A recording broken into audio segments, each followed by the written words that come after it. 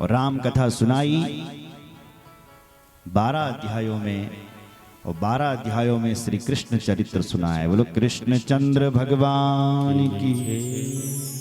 इस वंश में भी बड़े बड़े राजा हुए थे। इसी वंश में एक राजा हुआ जिनका नाम था आनक दुंदुभी। महाराज वसुदेव, वसुदेव जी की 2 पत्नियां देवकी और रोहिणी।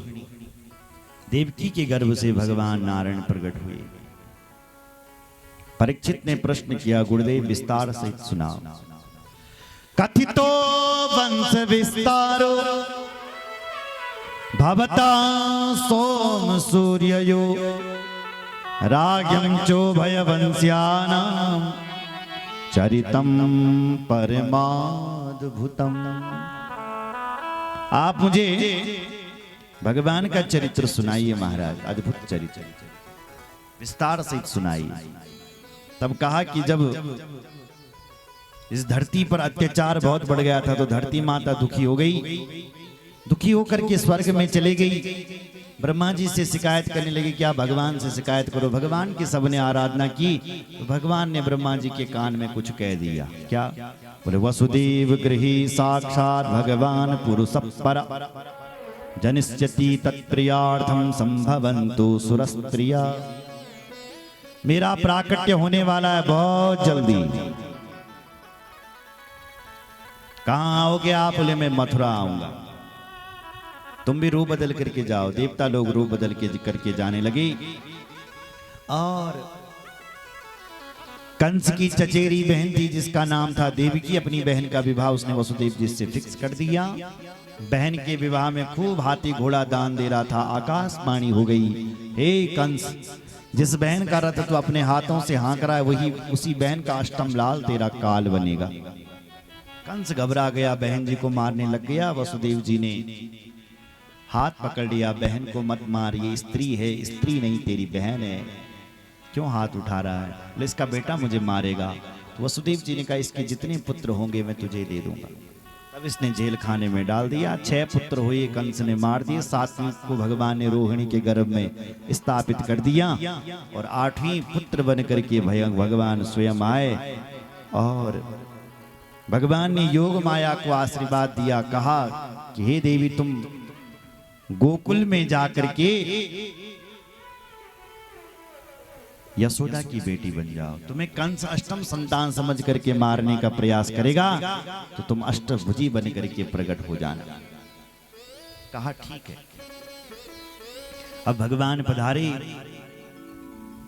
और अपनी मां वसुदेव और देवकी के सामने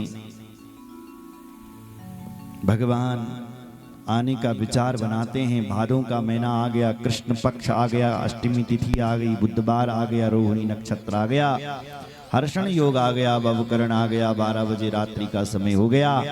और अर्धरात्रि में भगवान देवकी और वसुदेव जी के सामने चतुर्भुज नारायण रूप में प्रकट हो गए। बोलो लक्ष्मी नारायण भगवान जय। स्तुति पूजा करने लगे। भगवान की स्तुति वसुदेव जी ने की, मां देवकी ने भी की। और कहा, प्रभु आप 4 हाथ वाला बनकर क्यों आए? भगवान ने कहा, इसलिए क्योंकि कहने आया हूं। क्या कहोगे? बोले जैसी मैं तुम्हारा बेटा बनूं, मुझे यहां से तुम छोड़ करके गोकुल चले जाओ। गोकुल में एक कन्या का जन्म हुआ है, उसको वहां से उठा करके लाना, बाद बाकी किसी से भी मत घबराना। इतना कह करके भगवान बभूव प्राकृत शिशु, एक छोटी सी कन्या बन करके भगवान प्रकट हो गए। बोलो कृष्ण चंद्र भगवान की जय। वसुदेव जी ने भगवान को एक सूप पर लेटाया। हथकड़ी बेड़ियां अपने आप खुल गई, पहरेदार भी सब सो गए। भगवान को लेकर के गए, गोकुल में जाकर के छोड़ दिया। गोकुल में एक कन्या का जन्म हुआ था, उसको वहां से उठा करके लाया। और वैसी ही हथकड़ी बेड़ियां बंद गई, पहरेदार सब जाके कंस आ गया। और कंस ने जहां लाला की जगह लाली को पाया, खूब घबराया। कहने लगा मैं इसको भी छोड़ने वाला नहीं, उस कन्या को मारने वाला था। वो कन्या अपना हाथ छुड़ा करके अष्टभुजा बन करके प्रकट हो गई। कहती है मुझे क्यों मारता है दुष्ट, तुझे मारने वाला तो पैदा हो गया। कहाँ पैदा हुआ? बोले पूरी जन्म पत्री थोड़ी नहीं बताऊंगा, तेरे गांव के आसपास हुआ है पैदा। इतना कहकर के योग माया वहां से विंध्यवासन पर्वत पर गई और विंध्यवासिनी बन करके पूजने लगी। बोले विंध्यवासिनी मैया की। और यहाँ क्या हुआ ये हम कल बताएंगे। भगवान को ले आओ। हाँ। और गोकुल में नंद बाबा 90 साल के हो गए थे, पुत्र नहीं हो रहा था। ब्राह्मण ने आशीर्वाद दिया, नंद बाबा पुत्रवान भव, तेरा पुत्र होगा। नंद बाबा ने कहा बुढ़ापे में क्या होगा? बोले हो जाएगा। क्या करोगे? बोले गोपाल संतान मंत्र को जाप करेंगे। ब्राह्मणों ने जाप अनुष्ठान किया, यशोदा मैया गर्भवती हो गई। और आज कौन आया था कौन चला गया कोई पता नहीं चला।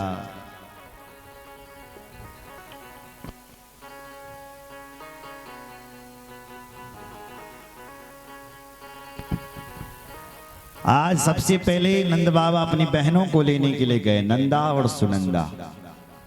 आज नींद खुली सबसे पहले तो सुनंदा की। क्या देखा? भाभी के कमरे पर नील कमल वाला बालक खेल रहा है। दौड़ करके गई, अपने भैया से कहा भैया तेरी लाखों वर्ष की तपस्या आज सफल है गई। कहा भयो? बोले भैया तेरे घर में लाला को जन्म है गयो। बोलो नंद की लाला की।